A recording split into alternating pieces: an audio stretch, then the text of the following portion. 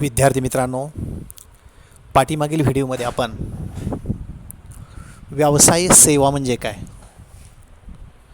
व्यवसाय सेवा याचा अर्थ पाहिलेला आहे आणि त्याच पद्धतीनं व्यवसाय सेवा याची काही वैशिष्ट्ये देखील काय केलेली आहेत आपण अभ्यास केलेली आहेत. बघा विद्यार्थी मित्रांनो, व्यवसाय सेवा या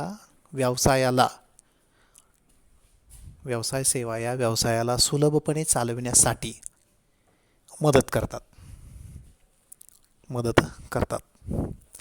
किंवा व्यवसाय सेवा किंवा व्यावसायिक सेवा या व्यापाराला सुरळीतपणे चालवण्यासाठी मदत करतात. वस्तू आणि सेवांची जी खरेदी विक्री होते ती खरेदी विक्री सुरळीतपणे व्हावी यासाठी देखील व्यवसाय सेवा विद्यार्थी मित्रांनो काय करतात, मदत करतात. विद्यार्थी मित्रांनो, इयत्ता 11वीमध्ये आपण वाणिज्य या शब्दाची व्याख्या पाहत असताना किंवा त्याचा अर्थ पाहत असताना आपण असं म्हटलं होतं, वाणिज्य बरोबर व्यापार अधिक व्यापाराला मदत करणारी अनुषंगिक साधने किंवा सेवा. लक्षात येते? तर या अनुषंगिक सेवा किंवा अनुषंगिक साधने म्हणजेच विद्यार्थी मित्रांनो थोडक्यात व्यवसाय सेवा. बघा विद्यार्थी मित्रांनो, व्यवसायाला मदत करणाऱ्या या ज्या सेवा आहेत त्या सेवांमध्ये बँकिंग, विमा, गोदाम, परिवहन, त्याच्यानंतर दूरसंचार किंवा त्याला आपण संदेशवहन असं म्हणतो, व्यापारी अभिकर्ते, जाहिरात अशा अनेक सेवांचा काय होतो, समावेश होतो. त्यापैकी काही व्यवसाय सेवांचा आपल्याला इयत्ता 12वीच्या अभ्यासक्रमामध्ये व्यवसाय सेवा या प्रकरणामध्ये काय करायचं आहे, अभ्यास करायचा आहे. आणि त्यामधली जी पहिली व्यवसाय सेवा आहे ती व्यवसाय सेवा आहे विद्यार्थी मित्रांनो बँकिंग. ती व्यवसाय सेवा कोणती आहे, बँकिंग. बघा विद्यार्थी मित्रांनो, बँक ही जी संस्था आहे त्या संस्थेशी किंवा बँकेशी आपला कोणत्या ना कोणत्या कारणामुळे त्या ठिकाणी काय झालेला आहे, संबंध आलेला आहे. आपण जाताना येताना रस्त्याच्या कडेला त्या ठिकाणी अनेक बँकांच्या शाखा पाहिलेल्या आहेत. मग त्यामध्ये bank of India, state bank of India, Solapur जिल्हा मध्यवर्ती सहकारी बँक अशा अनेक बँका आहेत. तर विद्यार्थी मित्रांनो, या बँकांची उत्पत्ती कशी झाली, बँक हा शब्द कसा तयार झाला, आजच्या ज्या आधुनिक बँका आहेत या बँकांचे पूर्वज नेमके कोण, म्हणजे पूर्वी कोण बँकिंग व्यवसाय करायचं, तर या गोष्टींची देखील आपल्याला या ठिकाणी थोडक्यामध्ये माहिती घेणं त्या ठिकाणी काय अत्यंत गरजेचं आहे. बघा विद्यार्थी मित्रांनो, आजच्या ज्या आधुनिक बँका आहेत त्या बँकांचे पूर्वज म्हणजे आज जो बँकिंग व्यवसाय चालतो, आज बँका आपल्याकडून पैसे घेतात ठेव म्हणून आणि आपल्याला त्या ठिकाणी कर्ज म्हणून काय करतात, देतात सुद्धा. या प्रकारचा बँका जो व्यवहार करतात त्या प्रकारचा व्यवहार पूर्वी कोण करायचे, म्हणजे थोडक्यात या बँकांचे पूर्वज कोणते, या बँकांचे पूर्वज हे नेमके कोणते याविषयी जर या ठिकाणी चर्चा करायची झाली तर विद्यार्थी मित्रांनो सोनार आणि सराफ हे आधुनिक बँकांचे त्या ठिकाणी पूर्वज आहेत. हे आधुनिक बँकांचे कोण आहेत, पूर्वज आहेत. बघा विद्यार्थी मित्रांनो, सोनार पूर्वीच्या काळी काय करायचे, तर ही जी सोनार मंडळी आहे किंवा ही जी सराफ मंडळी आहे त्या सराफ मंडळींकडं, या सोनार मंडळींकडं त्या ठिकाणी सोन्याचे, चांदीचे असे काही मौल्यवान दागिने वगैरे किंवा ते अधिक प्रमाणामध्ये असायचे.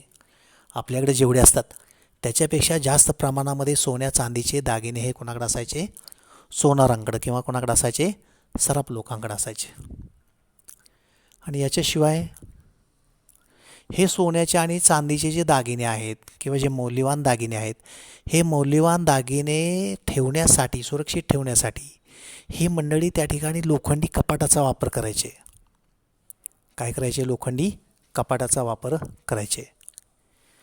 आणि त्याचप्रमाणे त्यांच्याकडे भरपूर संपत्ती असल्यामुळं, त्यांच्याकडे भरपूर प्रमाणामध्ये ह्या वस्तू अधिक प्रमाणामध्ये असल्यामुळं ते अगदी बंदूकधारी लोकांची नेमणूक देखील त्या ठिकाणी सुरक्षिततेसाठी करायचे.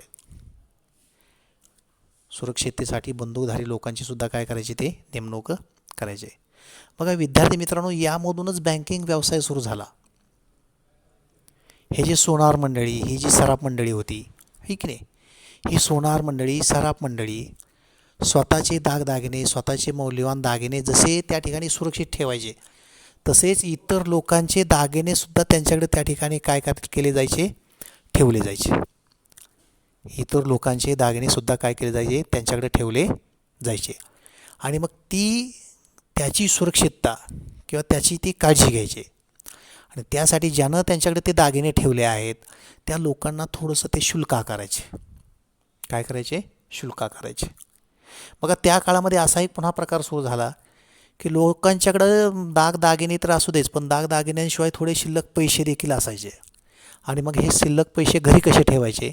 म्हणून हे लोक त्या ठिकाणी सोनारांकडे किंवा सराफांकडे हे पैसे ठेवायचे. काय करायचे?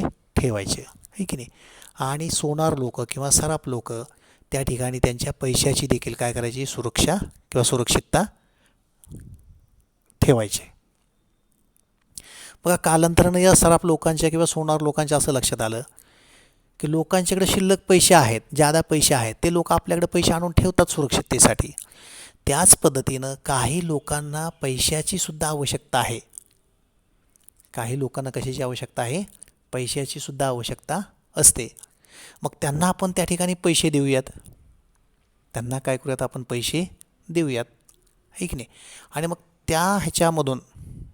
त्या कल्पनेमधून त्या ठिकाणी सोनार लोकांनी किंवा सराफ लोकांनी ज्या लोकांना पैशाची गरज आहे, म्हणजे ज्या लोकांना कर्जाची गरज आहे, अशा लोकांना त्या ठिकाणी पैसे द्यायला काय केली? सुरुवात केली. काय केली? पैसे द्यायला सुरुवात केली. आणि ते पैसे परत घेताना त्यासाठी ते काही शुल्क आकारायचे. काही थोडे काय आकारायचे? त्या ठिकाणी शुल्क आकारायचे. म्हणजे आज बँका ज्या पद्धतीचा व्यवहार करतात त्या पद्धतीचा व्यवहार पूर्वीच्या काळी सोनार किंवा सराफ मंडळी करत होते. आणि म्हणून आपण असं म्हणतो की आजच्या आधुनिक बँकांचे पूर्वज हे कोण होते? सोनार किंवा सराफ होते. सोनार किंवा कोण होते? सराफ होते. तर या पद्धतीनं विद्यार्थी मित्रांनो आपल्याला सोनार किंवा सराफांपासून त्या ठिकाणी पैशाच्या देण्या घेण्याच्या व्यवहाराला सुरुवात झाली असं काय करता येईल? म्हणता येऊ शकेल. बघा विद्यार्थी मित्रांनो, त्यानंतर आपल्या अभ्यासक्रमामध्ये बँक हा जो शब्द आहे, हा शब्द बँको या फ्रेंच शब्दापासून आलेला आहे असं लिहिलेलं आहे. खरं तर हा शब्द बँको या इटालियन शब्दापासून आलेला आहे. पण आता पुस्तकामध्ये त्या ठिकाणी त्यांनी छापलं आहे की बँक हा शब्द बँको या फ्रेंच शब्दापासून आलेला आहे.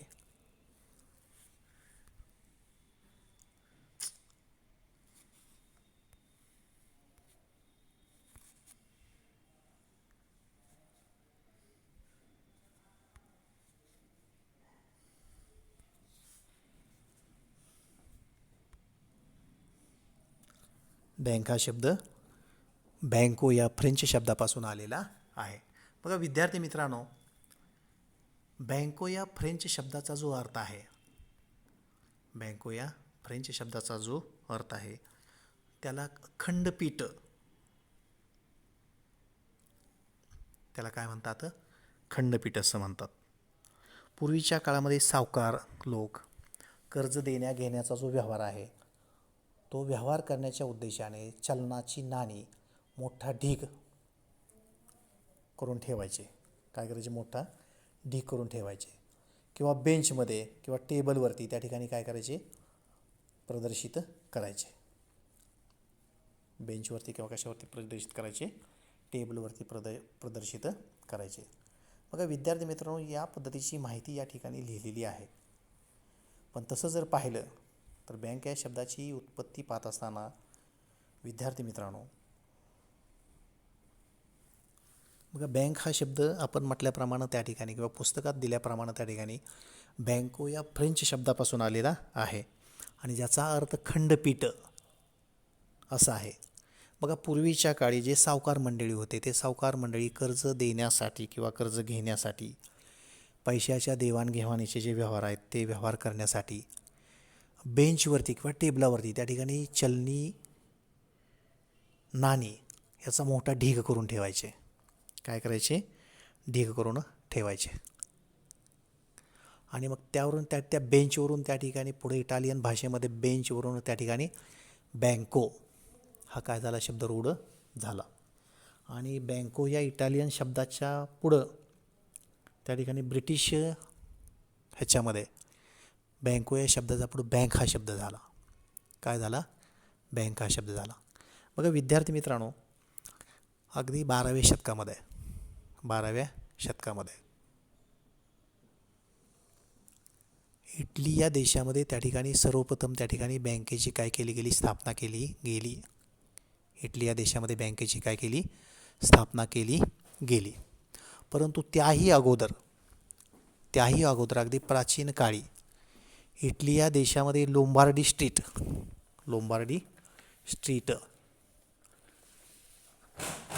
स्ट्रीट नावाचा जो भाग आहे इटलीमध्ये, लोंबार्डी स्ट्रीट नावाचा जो भाग आहे त्या लोंबार्डी स्ट्रीट या ठिकाणी काही ज्यू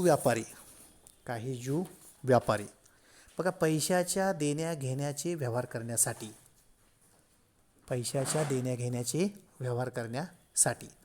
त्या लोंबार्डी स्ट्रीट हा जो मार्ग आहे त्या मार्गावरती त्या ठिकाणी एका ठिकाणी हे सगळे ज्यू व्यापारी एकत्र यायचे आणि ते टेबल मांडून ठेवायचे.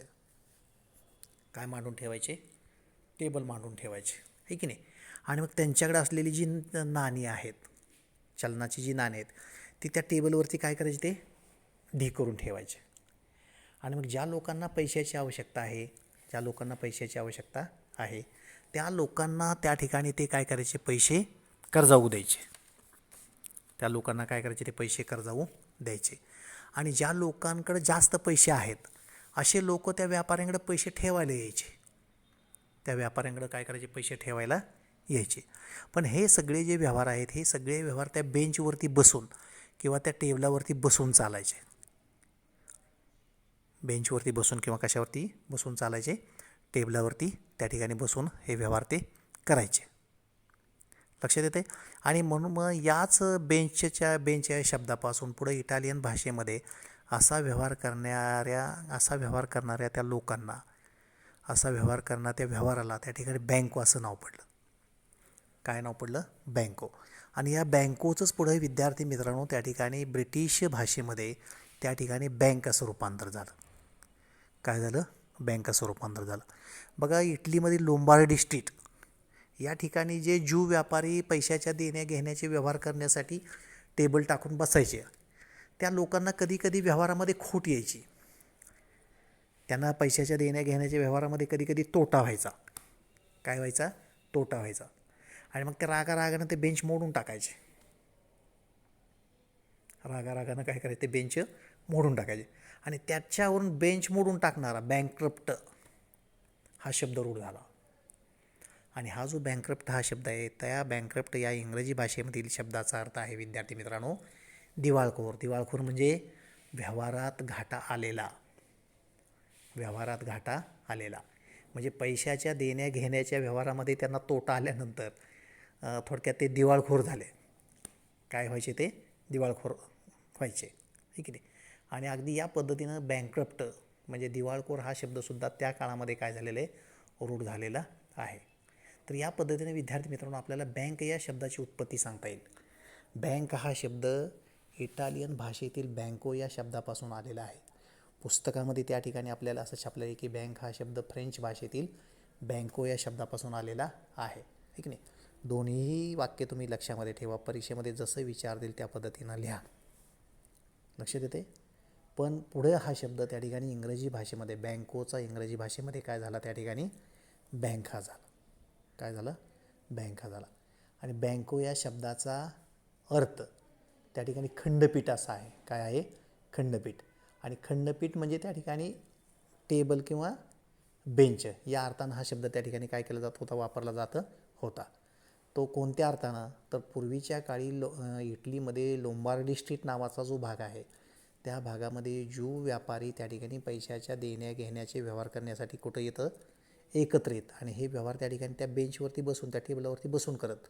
त्या टेबलावरती ते नाण्यांचा ढीग होतात, ठीक नाही, आणि मग देण्या घेण्याचे व्यवहार करत. आणि त्यावरून पुढे विद्यार्थी मित्रांनो बँक हा शब्द काय झालेला आहे, रूढ झालेला आहे. आणि त्या पद्धतीनं अगदी गमतीशीर मी तुम्हाला प्रसंग सांगितला की त्याच्यामध्ये जर त्यांना खोट आली, त्याच्यामध्ये जर त्यांना तोटा आला, तर ते रागानं बेंच काय करायचे, मोडून टाकायचे. आणि बेंच मोडून टाकणारा म्हणजे बँकक्रप्ट. आणि बँकक्रप्ट म्हणजे दिवाळखोर. बँकक्रप्ट म्हणजे कोण, दिवाळखोर. तर हा दिवाळखोर किंवा इन्सॉल्वंट हा जो शब्द आहे, हा शब्दसुद्धा त्या ठिकाणी विद्यार्थी मित्रांनो इटालियन ह्याच्यामधून त्या ठिकाणी काय झालेलं आहे, रूढ झालेला आहे. लक्षात येते. तर या पद्धतीने विद्यार्थी मित्रांनो आपल्याला बँक या शब्दाची उत्पत्ती सांगता येईल किंवा बँक या शब्दाची त्या ठिकाणी कशी निर्मिती झाली हे सांगता येईल. बघा विद्यार्थी मित्रांनो, यानंतर बँकांची स्थापना कधी झाली, बँकांची स्थापना कधी झाली, तर विद्यार्थी मित्रांनो बघा इटलीमध्ये वेनिस नावाचं एक राज्य होतं. इटलीमध्ये कुठलं एक राज्य होतं, बेनिस नावाचं एक राज्य होतं इटलीमध्ये, ठीक आहे नाही. आणि या राज्यावरती जर्मनीनं आक्रमण केलं. कोणत्या देशानं आक्रमण केलं, जर्मनी या राज्यानं किंवा जर्मनी या देशानं आक्रमण केलं, ठीक नाही. आणि मग वेनिस आणि जर्मनी या दोघांच्यामध्ये युद्ध झाल्यानंतर त्या युद्धामध्ये बेनिस या राज्याचं खूप मोठं आर्थिक नुकसान झालं. काय झालं, बेनिस या राज्याचं काय झालं, खूप मोठं आर्थिक नुकसान झालं, ठीक नाही. आणि ते आर्थिक नुकसान झाल्यामुळं पुढं त्या ठिकाणी ते राज्य चालवणं त्या ठिकाणी काय होऊ लागलं, अशक्य होऊ लागलं, ठीक नाही. तेव्हा तिथल्या राज्यकर्त्यांनी कल्पना लढवली. बेनिस या राज्यामध्ये जे लोक राहतात आणि त्या लोकांची जी एकूण संपत्ती आहे, बेनिस या राज्यामध्ये जे लोक राहतात आणि त्या राज्यामध्ये राहणाऱ्या लोकांची जी संपत्ती आहे, त्या संपत्तीपैकी 1%, त्या संपत्तीपैकी 1% रक्कम ही लोकांनी त्या ठिकाणी राज्याला कर्ज म्हणून द्यावी. काय म्हणून द्यावी, कर्ज म्हणून द्यावी. समजा आपली संपत्ती 1,00,000 रुपयाची आहे. किती रुपयाची आहे, 1,00,000 रुपयाची आहे, है की नाही. 1,00,000च्या 1% म्हणजे 1,000 रुपये, है की नाही. आपण त्या ठिकाणी 1,000 रुपये हे सरकारला कर्ज म्हणून द्यायचे, ऋण म्हणून द्यायचे. काय द्यायचे, ऋण म्हणून द्यायचे. अशा प्रकारची सक्ती ही बेनिस या राज्यामध्ये करण्यात आली. आणि राज्यानं लोकांच्याकडून घेतलेले हे जे कर्ज आहे, घेतलेले हे जे ऋण आहे, है की नाही, ते ऋण साठवण्यासाठी जमा झालेला जो निधी आहे तो निधी साठवण्यासाठी एका अधिकोशाची निर्मिती केली गेली. आणि विद्यार्थी मित्रांनो त्या अधिकोशाला त्या काळामध्ये त्या ठिकाणी बँक असं म्हटलं गेलं. लक्षात येते, त्या अधिकोशाला काय म्हटलं गेलं, बँक असं म्हटलं गेलं. म्हणजे प्रत्येक माणसाकडून त्या ठिकाणी त्याच्या संपत्तीच्या 1% एवढं कर्ज सरकारनं, म्हणजे एवढं कर्ज त्या ठिकाणी त्या राज्यानं घेतलं, है की नाही. आणि त्याचा एक निधी जमा केला, एक काय केलं, एकत्रित निधी जमा केला, एक अधिकोश तयार केला, त्याच्यामध्ये हा सगळा निधी जमा केला. आणि त्या निधीच्या माध्यमातून त्या ठिकाणी राज्याचा खर्च काय करायला सुरुवात केली, भागवायला सुरुवात केली. तर या पद्धतीनं जो अधिकोश निर्माण केला गेला होता त्या अधिकोशाला विद्यार्थी मित्रांनो त्या ठिकाणी बँक असं म्हटलं गेलं. काय म्हटलं गेलं, बँक असं म्हटलं गेलं. तर या पद्धतीने विद्यार्थी मित्रांनो आपल्याला जगामध्ये बँकिंगची उत्पत्ती कशी झाली किंवा उगम कसा झाला हे त्या ठिकाणी आपल्याला काय करायचं थोडक्यात सांगता येऊ शकेल. बघा आपल्या भारत देशाचा जर विचार केला, तर आपल्या भारतामध्ये पूर्वीपासून बँकिंगचं हे काम आहे, म्हणजे पैशाच्या देण्या घेण्याचं हे जे सगळं काम आहे, हे काम विद्यार्थी मित्रांनो सोनार आणि सराफ मंडळी आपल्याला करताना दिसून येतात. सोनार आणि सराफ मंडळी त्या ठिकाणी आपल्याला करताना दिसून येतात. पण खऱ्या अर्थानं भारतामध्ये जर आधुनिक बँकिंगचा पाया कधी घातला गेला असेल, खऱ्या अर्थानं जर भारतामध्ये बँकाची स्थापना जर पहिल्यांदा कधी केली गेली असेल, तर विद्यार्थी मित्रांनो बँक ऑफ कलकत्ता नावाची बँक 1806 मध्ये, बँक ऑफ कलकत्ता नावाची बँक 1806मध्ये त्या ठिकाणी स्थापन करण्यात आली. कलकत्त्यामध्ये स्थापन करण्यात आली. भारतामध्ये पहिली बँक कुठं स्थापन करण्यात आली? कलकत्त्यामध्ये स्थापन करण्यात आली. आणि पुढं याच बँकेला त्या ठिकाणी बँक ऑफ बंगाल असं काय करण्यात आलं, त्या ठिकाणी नाव देण्यात आलं. म्हणजे विद्यार्थी मित्रांनो, आपल्या देशामध्ये बँकिंगची सुरुवात ही 1806मध्ये झाली. कधी झाली? 1806मध्ये झाली. आणि भारतामध्ये स्थापन झालेली पहिली बँक कोणती? बँक ऑफ कलकत्ता, की ज्या बँकेला पुढं बँक ऑफ बंगाल असं काय करण्यात आलं, नाव देण्यात आलं. तर या पद्धतीनं विद्यार्थी मित्रांनो, आपल्याला देखील आपल्या भारतामधील बँकेचा उगम आपल्याला काय करता सांगता येईल. बघा विद्यार्थी मित्रांनो, या पद्धतीनं बँकेविषयी थोडी प्रास्ताविक माहिती पाहिल्यानंतर, बँकिंग या शब्दाविषयी माहिती पाहिल्यानंतर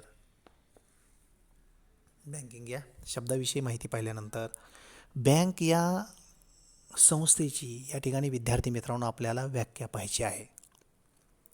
काय पाहायची आहे? व्याख्या पाहायची आहे, है की नाही. बघा पुस्तकामध्ये ज्या व्याख्या दिलेल्या आहेत ह्या व्याख्या थोड्या डिफिकल्ट आहेत, थोड्याशा अवघड आहेत, है की नाही. पण अगदी आपल्याला साध्या सोप्या शब्दामध्ये त्या ठिकाणी सांगता येईल बँक म्हणजे काय. बघा विद्यार्थी मित्रांनो, आपल्याला असं म्हणता येईल की लोकांच्याकडे शिल्लक असलेला पैसा ठेव म्हणून स्वीकारणारी,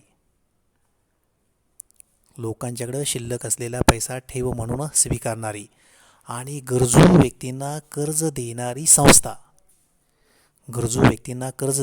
संस्था म्हणजे बँक होय. मग याचा अर्थ आपल्याला काय घेता येईल? लोकांच्याकडे शिल्लक असलेला पैसा म्हणजे बघा आपल्या प्रत्येक व्यक्तीला आपल्याला त्या ठिकाणी दररोज उत्पन्न मिळतं, महिन्याकाठी काहीतरी उत्पन्न मिळतं. आणि आपल्याला हे जे उत्पन्न मिळतं ते उत्पन्न आपण आपल्या दैनंदिन ज्या गरजा आहेत त्या गरजांच्या पूर्ततेसाठी वापरतो. आपल्या दैनंदिन गरजा भागवण्यासाठी आपण हे पैसे काय करतो? खर्च करतो. पण विद्यार्थी मित्रांनो, आपल्याला मिळालेले हे जे पैसे आहेत त्या पैशामधून आपल्या दैनंदिन सगळ्या गरजा पूर्ण केल्यानंतर आपल्याकडे जो शिल्लक पैसा राहतो तो शिल्लक पैसा बँका त्या ठिकाणी ठेव म्हणून स्वीकारतात. म्हणजे आपल्याकडून काय म्हणून घेतात? त्या ठिकाणी ठेव म्हणून घेतात, आपल्याकडून ऋण म्हणून घेतात. आपल्याकडून काय म्हणून घेतात? त्या ठेव म्हणून घेतात. आणि बँकाने असा अनेक लोकांच्याकडून थोडा थोडा जो पैसा गोळा केलेला असतो तो गोळा केलेला पैसा विद्यार्थी मित्रांनो, बँका या ज्या व्यक्तींना पैशाची गरज आहे, ज्या व्यक्तींना कर्जाची गरज आहे अशा लोकांना बँका तो पैसा काय करतात? कर्ज म्हणून देतात. काय म्हणून देतात? कर्ज म्हणून देतात. बघा बँका हे करत असताना काय करतात नेमकं? तर आपल्याकडून ठेव म्हणून घेतलेला जो पैसा आहे त्या पैशावरती बँका विद्यार्थी मित्रांनो कमी व्याज देतात. काय करतात? कमी व्याज देतात. म्हणजे 2%, 3% असं व्याज देतात. तर बँकांकडे गोळा झालेला जो पैसा आहे तो पैसा बँका ज्यावेळेस गरजू लोकांना कर्ज म्हणून देतात त्या गरजू लोकांकडून त्या जास्त व्याज घेतात. काय करतात? जास्त व्याज घेतात. आणि मग या दोघांच्या मधला जो फरक आहे, आपल्याला द्यायचं व्याज आणि गरजू व्यक्तीकडून घेतलेलं व्याज, या दोन्ही व्याजामधला जो फरक आहे तो फरक म्हणजे त्या बँकेचं काय असतं विद्यार्थी मित्रांनो? उत्पन्न असतं. त्या बँकेचं काय असतं? उत्पन्न असतं. तर या पद्धतीने विद्यार्थी मित्रांनो आपल्या शब्दामध्ये आपल्याला बँकेची साधी सोपी व्याख्या करता येईल की लोकांच्याकडे शिल्लक असलेला पैसा हा ठेव म्हणून स्वीकारणारी आणि गरजू व्यक्तींना कर्जपुरवठा करणारी संस्था म्हणजे बँक होय. गरजू व्यक्तींना कर्जपुरवठा करणारी संस्था म्हणजे कोण? बँक होय. तर या पद्धतीनं आपण आपल्या शब्दामध्ये त्या ठिकाणी बँकेची व्याख्या करू शकतो. बघा त्यानंतर आपल्या अभ्यासक्रमामध्ये बँकेच्या काही व्याख्या त्या ठिकाणी काय केलेल्या दिलेल्या आहेत.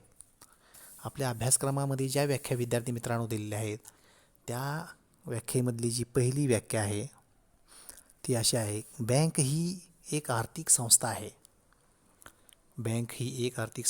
आहे जी ठेवी आणि इतर संबंधित सेवांचा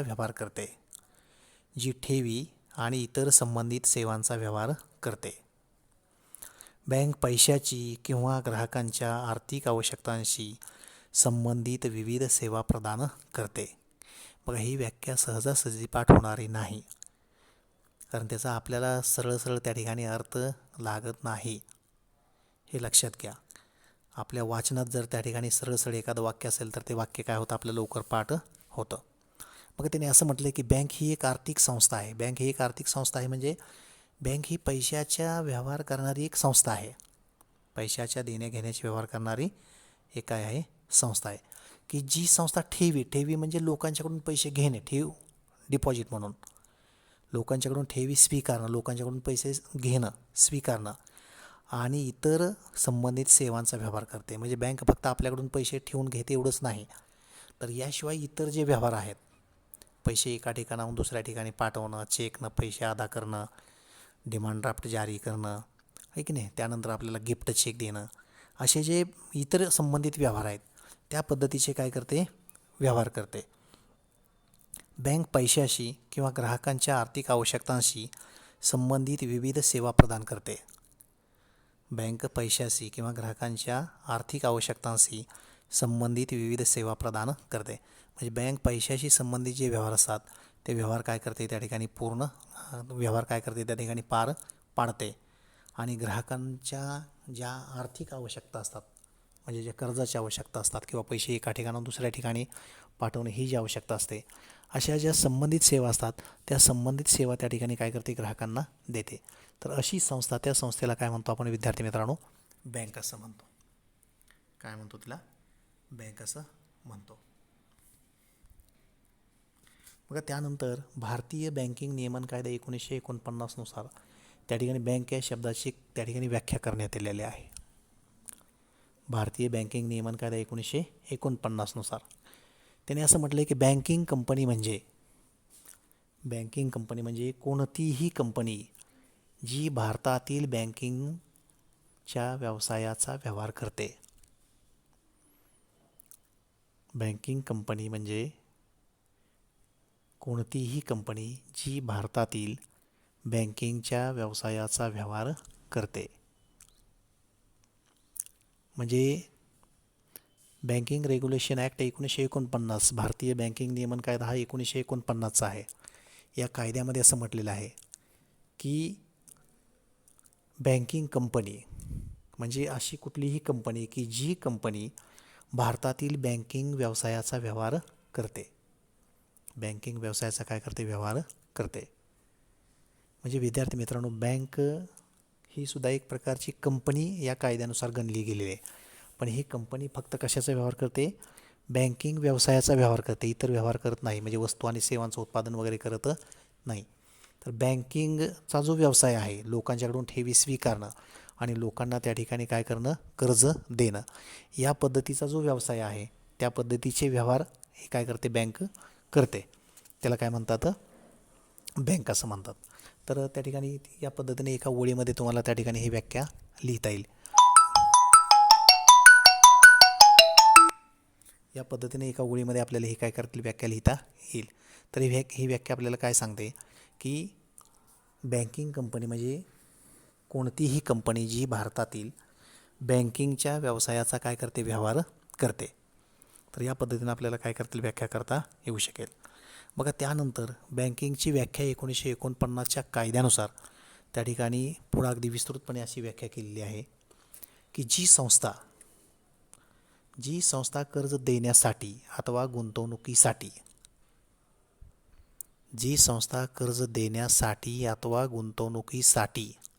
बघा बँक ही एक संस्था आहे आणि ही संस्था काय करते, कर्ज देण्यासाठी. म्हणजे बँक आपल्याकडून पैसे घेते आणि ते घेतलेले पैसे लोकांना काय म्हणून देते, कर्ज म्हणून देते. म्हणून असं म्हटतं आहे की जी संस्था कर्ज देण्यासाठी अथवा गुंतवणुकीसाठी. बघा आपला बऱ्याच वेळेस असा समज होतो की बँक आपल्याकडून पैसे घेते आणि ते सगळे पैसे त्या ठिकाणी लोकांना कर्ज म्हणून वाटते, आहे की नाही. पण असं बऱ्याच वेळेस होतं नाही. बँक आपल्याकडून जे पैसे ठेव म्हणून घेते त्या ठेवीपैकी काही रक्कम ही बँक गरजू लोकांना कर्ज म्हणून देते. काय म्हणून देते, कर्ज म्हणून देते. तर त्यापैकी काही रक्कम ही बँक त्या ठिकाणी विद्यार्थी मित्रांनो काय करते, वेगवेगळ्या कंपन्यांमध्ये वेगवेगळ्या ठिकाणी त्याची काय करते, गुंतवणूक करते. काय करते? गुंतवणूक करते. आणि म्हणून त्याने असं म्हटलं आहे की बँक म्हणजे जी संस्था कर्ज देण्यासाठी अथवा गुंतवणुकीसाठी लोकांकडून मागता क्षणी ताबडतोब वा मुदतीप्रमाणे परतफेड करण्यासाठी ठेवी स्वीकारते. लोकांकडून मागता क्षणी ताबडतोब व मुदतीप्रमाणे ठेवी परतफेड करण्यासाठी ठेवी स्वीकारते.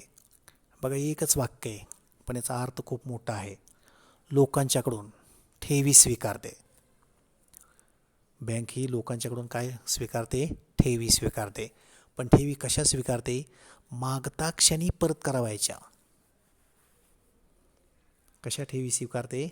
मागता क्षणी परत करावायच्या म्हणजे आपण आपल्या बचत खात्यामध्ये जे पैसे ठेवतो बँकेमध्ये, लक्षात येते? आपण आपल्या करंट अकाउंटमध्ये जे बँकेमध्ये पैसे ठेवतो म्हणजे चालू ठेवीमध्ये किंवा बचत ठेवीमध्ये आपण बँकेमध्ये जे पैसे ठेवतो, ठीक नाही, हे पैसे आपण मागितल्याबरोबर बँक आपल्याला काय करते? परत करते. हे पैसे आपल्याला मागितल्याबरोबर काय करते? परत करते किंवा ताबडतोब परत करते. खूप मोठी रक्कम असेल आणि तेवढी रक्कम जर बँकेकडे उपलब्ध नसेल त्या दिवशी किंवा तेवढी रक्कमेची जर ॲडजस्टमेंट होत नसेल तर बँक सांगते मग उद्याच्याला मिळतील, म्हणजे ताबडतोब.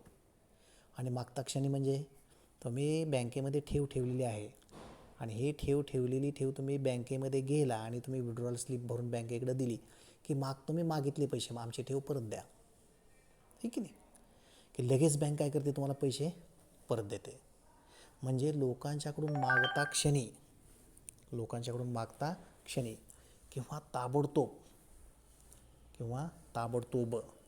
म्हणजे काही वेळामध्ये किंवा मुदतीप्रमाणे परतफेड करण्यासाठी. मुदतीप्रमाणे म्हणजे मी 5 वर्षाची एफ डी केली, मुदत ठेव म्हणतो आपण त्याला, किंवा त्याला आपण फिक्स डिपॉझिट असं म्हणतो. तुम्ही बँकेमध्ये 5 वर्षासाठी पैसे ठेवले. ठेवल्यानंतर तुम्हाला बँक पैशाची परतफेड कधी करते? मुदतीप्रमाणे करते. म्हणजे तुमची मुदत संपली की तुम्हाला लगेच काय करते? पैशाची परतफेड करते. म्हणजे विद्यार्थी मित्रांनो, या ठिकाणी बँका बघा 2-3 प्रकारच्या ठेवी तुम्हाला स्वीकारताना दिसून येते. एक, मागता क्षणी परत करावयाच्या ठेवी. तुम्ही बँकेमध्ये पैसे ठेवले, ठीक नाही, आणि तुम्ही बँकेला मागितले की बँक तुम्हाला काय करते? परत करते. मागता क्षणी, ताबडतोब म्हणजे तुम्ही पैसे ठेवले, आहे की नाही, पण काही वेळात तुम्हाला ते पैसे काय केले जातील? परत तुम्ही मागितले तर तुम्हाला काही वेळात काय केले जातील? पैसे परत केले जातील. आणि तिसरा प्रकार मुदतीप्रमाणे म्हणजे तुम्ही बँकेकडे ठेवली, तुम्ही बँकेमध्ये पैसे ठेवले, पण कसे ठेवले? 5 वर्ष मुदतीसाठी ठेवले, 2 वर्ष मुदतीसाठी ठेवले, 3 वर्ष मुदतीसाठी ठेवले. ही तुमची 2 वर्षाची, तुमची 3 वर्षाची, 5 वर्षाची मुदत संपली की बँक तुम्हाला पैसे काय करते? परतफेड करते. तर या पद्धतीनं बँक ही लोकांच्याकडून मागता क्षणी ताबडतोब किंवा मुदतीप्रमाणे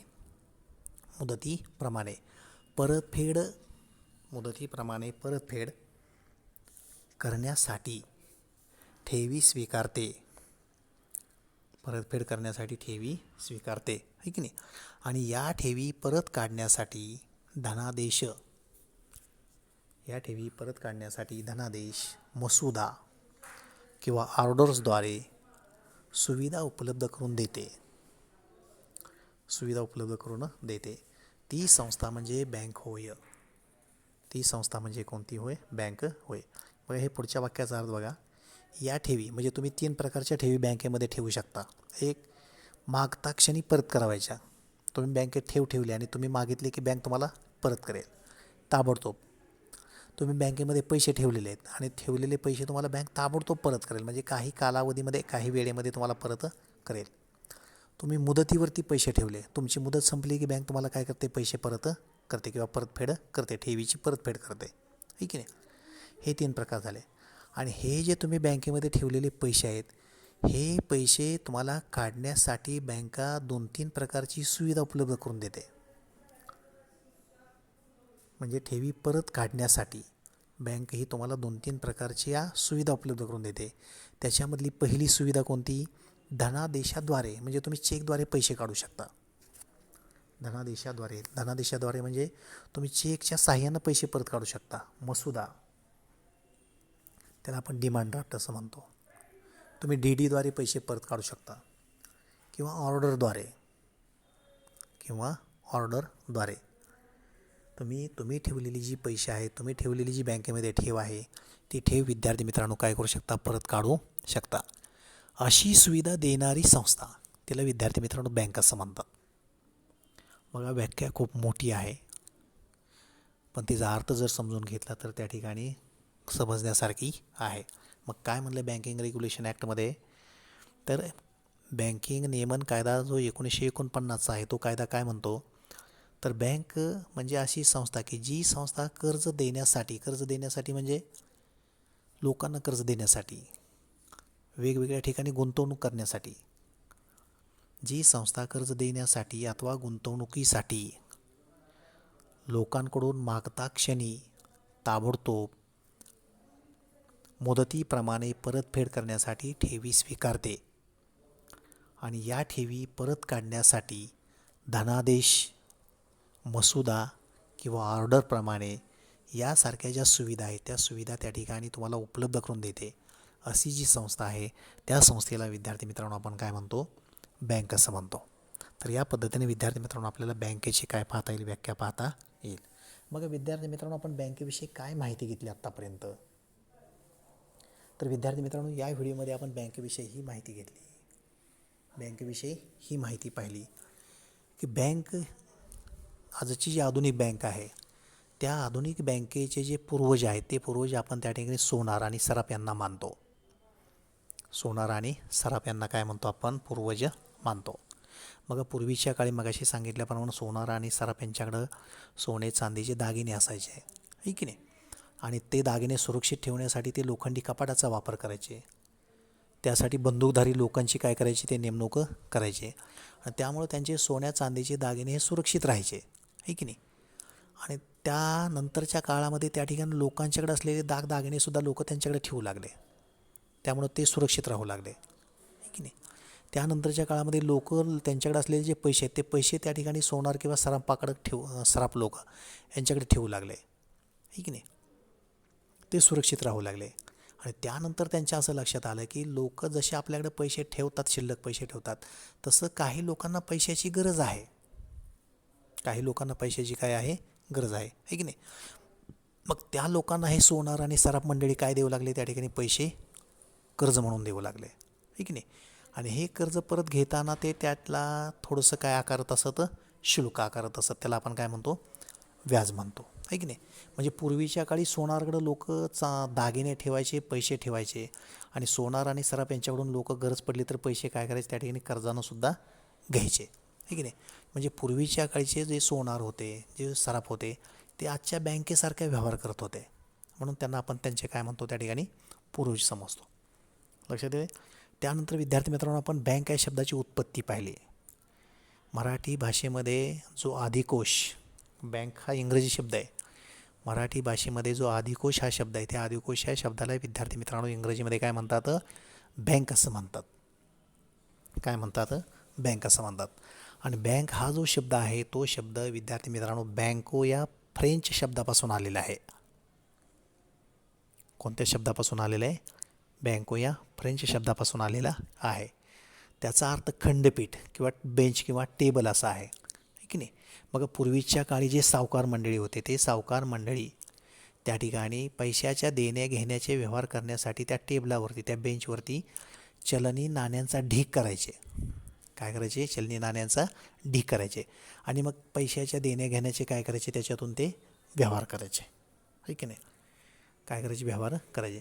त्या बेंचवरून त्या ठिकाणी विद्यार्थी मित्रांनो पुढं शब्द काय झाला? त्या ठिकाणी बँको. आणि बँकोचं पुढं ब्रिटिश भाषेमध्ये, इंग्रजी भाषेमध्ये त्या ठिकाणी काय रूपांतर झालं? बँक झालं. बँक असं रूपांतर झालं. त्यानंतर विद्यार्थी मित्रांनो आपण लोंबार्डी स्ट्रीट या ठिकाणी जे व्यापारी, ज्यू व्यापारी त्या ठिकाणी पैशाच्या देण्या घेण्याचे व्यवहार करत होते, त्यासाठी सुद्धा ते बेंचचा वापर करत होते, आहे की नाही? तेही पाहिलं. काय केलं? तेही पाहिलं. त्यानंतर विद्यार्थी मित्रांनो आपण 12व्या शतकामध्ये त्या ठिकाणी बेनिस नावाचं जे राज्य आहे की नाही, त्या बेनिसवर त्या ठिकाणी जर्मनीबरोबर त्यांचं युद्ध झालं की नाही. आणि या युद्धामध्ये त्या ठिकाणी त्या राज्याचं, बेनिस या राज्याचं खूप मोठं आर्थिक नुकसान झालं. आणि त्यामुळं त्या आर्थिक नुकसानीमुळं राज्य चालवणं त्यांना थोडं जिकरीचं झालं, अशक्य झालं. मग त्यावेळी त्यांनी काय केलं की राज्यातल्या प्रत्येक व्यक्तीनं त्याच्या एकूण संपत्तीच्या 1% हे राज्याला काय द्यावं, त्या ठिकाणी ऋण द्यावं, म्हणजे कर्ज द्यावं, म्हणजे ठेव ठेवावी, अशी सक्ती केली. आणि ती जमा झालेली जी रक्कम आहे ती साठवण्यासाठी एक अधिकोष निर्माण केला. म्हणजे एक काय निर्माण केली, बँक निर्माण केली आहे की नाही. आणि मग त्या बँकेच्या पैशाच्या वरती त्या ठिकाणी त्या देशातले आर्थिक व्यवहार काय झाले, त्या ठिकाणी सुरळीत झाले. म्हणजे त्या ठिकाणी आपण काय म्हणतो की बँकेला काय झाली, सुरुवात झाली. त्यानंतर विद्यार्थी मित्रांनो आपण हे पाहिलं की भारतामध्ये बँकिंगची सुरुवात कधी झाली. तर भारतामध्ये विद्यार्थी मित्रांनो पहिली जी बँक आहे ती पहिली बँक 1806मध्ये बँक ऑफ कलकत्ता या ठिकाणी ही बँक काय झाली, स्थापन झाली. आणि पुढं या बँक ऑफ कलकत्ता या बँकेचं जे नाव आहे ते त्या ठिकाणी बँक ऑफ बंगाल असं झालं. बँक ऑफ काय झालं, त्या ठिकाणी बंगाल असं काय करण्यात आलं, त्याचं नामाभिमान करण्यात आलं आहे की नाही. आणि मग त्यानंतर विद्यार्थी मित्रांनो आपण बँक या शब्दाच्या 2-3 व्याख्या पाहिल्या. बँक या शब्दाच्या काय केल्या, 2-3 व्याख्या पाहिल्या. त्याच्यामध्ये आपण आपल्या शब्दामधली व्याख्या त्या ठिकाणी पहिल्यांदा पाहिली होती की जी पुस्तकामध्ये नाही, परंतु खरोखर बँकेचा अर्थ त्याच्यातून काय होतो आपल्याला अभिप्रेत आहे तो निघतो. त्यामध्ये आपण असं म्हटलं होतं, बँक म्हणजे अशी संस्था की जी संस्था लोकांच्याकडे शिल्लक असलेला पैसा ठेव म्हणून स्वीकारते आणि गरजू लोकांना त्या ठिकाणी कर्ज देण्याचं काय करते, काम करते. अशी संस्था, त्या संस्थेला काय म्हणतो आपण, त्या ठिकाणी बँक असं म्हणतो ठीक आहे नाही. आणि त्यानंतर विद्यार्थी मित्रांनो आपण भारतीय बँकिंग नियमन कायदा 1949मधील बँकेची व्याख्या पाहिली. भारतीय बँकिंग नियमन कायदा 1949मधली काय केली, व्याख्या पाहिली आहे की नाही. तर हा सगळा जो भाग आहे तो भाग विद्यार्थी मित्रांनो त्या ठिकाणी तुमच्या माहितीसाठी या व्हिडिओमध्ये काय केलेलं आहे, मी दिलेला आहे. पुस्तकामध्ये खरं तर याच्यावरती 1-2-3च ओळी आहेत फक्त. फ्रेंच शब्दापासून आले त्या टेबलावरती पैसे ठेवत होते आहे की नाही, एवढ्यापुरताच त्याचा काय भाग त्याचं स्पष्टीकरण आहे. परंतु नेमकी आपल्याला त्या ठिकाणी माहिती मिळावी या उद्देशानं त्या ठिकाणी आपण डिटेल्समध्ये त्या ठिकाणी काय केलेली, ही संपूर्ण माहिती घेतलेली आहे. यानंतरचा जो आपला व्हिडिओ असेल विद्यार्थी मित्रांनो, त्या व्हिडिओमध्ये आपण बँकांचे प्रकार पाहणार आहोत. काय पाहणार आहोत, बँकांचे प्रकार पाहणार आहोत. मग त्यामध्ये विद्यार्थी मित्रांनो बँकांच्या प्रकारामध्ये मध्यवर्ती बँक, त्या बँकेला सेंट्रल बँक असं म्हणतात. अशी बँक प्रत्येक देशामध्ये एकच बँक असते. आपल्या देशामध्ये रिझर्व्ह बँक ऑफ इंडिया ही आपल्या देशाची मध्यवर्ती बँक आहे. त्या बँकेविषयी आपण माहिती पाहणार आहोत. त्यानंतर व्यावसायिक बँका, कमर्शियल बँका असं म्हणतो आपण त्याला, सहकारी बँका, विकास बँका, विनिमय बँका, प्रादेशिक ग्रामीण बँका, बचत बँक, गुंतवणूक बँक आणि विशेष बँका, असे बँकांचे एकूण त्या ठिकाणी 9 प्रकार आहेत. त्या 9 प्रकारांचा अभ्यास या नंतरच्या 2 व्हिडिओमध्ये विद्यार्थी मित्रांनो आपण करणार आहोत.